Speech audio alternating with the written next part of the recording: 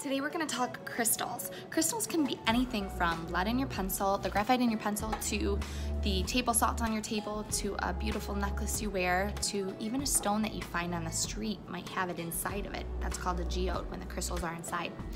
And what they all have in common, because they all look very different, is they all have a molecular structure of atoms or ions that are arranged in a regular grid pattern. So if they have that regular grid pattern, they are considered a crystal. Now, crystals all look very different. They have different densities, how hard they are, how heavy they are, how they look, how clear they are, how not clear they are. Those are all different things that chemists have to look at to see and identify different types of crystals. And the cool thing about crystals is when we look at them, they look so beautiful and they have all these different parts of them, and they're made up of different things, and sometimes they're even made in different ways. Some can be made by pressurized molten carbon that quickly cools. That's how diamonds form.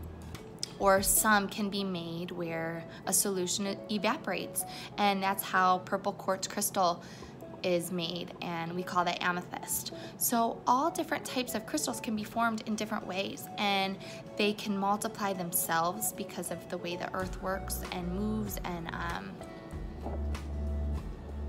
just like this one. Look at how many crystals are on here. And they have so many different forms. When a shape is 3D and it has a top, side, bottom, back, that's a form. When it's flat like this, that's a shape. So today we're gonna talk about how we can take these beautiful crystal forms and try to draw those forms on our paper and make the viewer believe that it's a 3D form. So before we do that, let's crack open a geode and see what happens when we find crystals inside of a rock.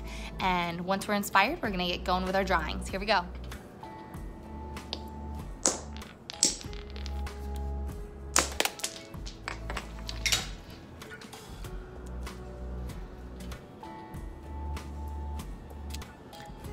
You see those crystals?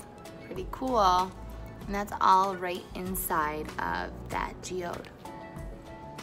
All right, for this project, you'll need paper, pencil, marker, or pen will work great. So I'm gonna go ahead and use scrap paper, draw a square around a square. Then you connect the corners to each other. The next crystal, we're going to do a diamond shape, and then another diamond shape around that, and then connect the corners. Now let's try a little bit harder. It's almost like you're making a long stop sign, and then make another one and create lines that connect the edges. Next, go ahead and make a zigzag. Connect the top, connect the bottom, make a V, and then connect the bottom of the V to each zigzag. Next, make a mountain and a V, a triangle longer than the mountain, triangle longer than the V, connect to the corners, and then connect each line to each other going vertical. Now try to make up your own. I'm gonna make an angled diamond and lines going down, and then I'm gonna make some triangles and just break up the part with some different lines. Bam, my made up crystal. Go ahead and choose your favorite or make up your own and draw it nice and big, either with a marker or a pen, something that's not going to bleed. This is the example of how to paint it. So I'm gonna do my triangles, connect them. And in a moment, I'll teach you, if you don't have watercolors, what you can do with markers. So to go ahead and make this form look like it's 3D, I wanna make sure that the edges are really dark. So whatever color you choose, doesn't matter, you're gonna really try to make those colors darker on the edges. So a lot of paint and barely any water for the edges to really just make a nice dark color.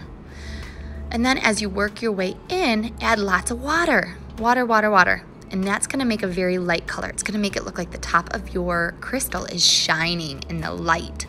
So to make it nice and shiny, keep really light at the top. If you add too much paint, you can always use a paper towel or a tissue paper to blot it off.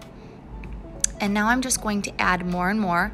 And I might even introduce a whole nother color. I'm gonna add purple to this too, just to make it look like it's really shining different colors when it picks up the light. So again, just gonna add some purple and keeping it darker on the edges and lighter on the inside. And that's the trick to making it look like a 3D form instead of just a shape. And then around my edges, I can always add some lines coming outward to make it look like it's really shining. Or you could splatter some paint. Just make sure you're in a safe place where you're not gonna get the table too messy, and make sure you clean up really good after you do something like that. You can put a paper over your crystal so that you don't get any of the splatter on your crystal. Or if you like the look of it everywhere, you can do it everywhere. So once I did my splatter, I'm also gonna add some lines to make it look like it's shining nice and bright.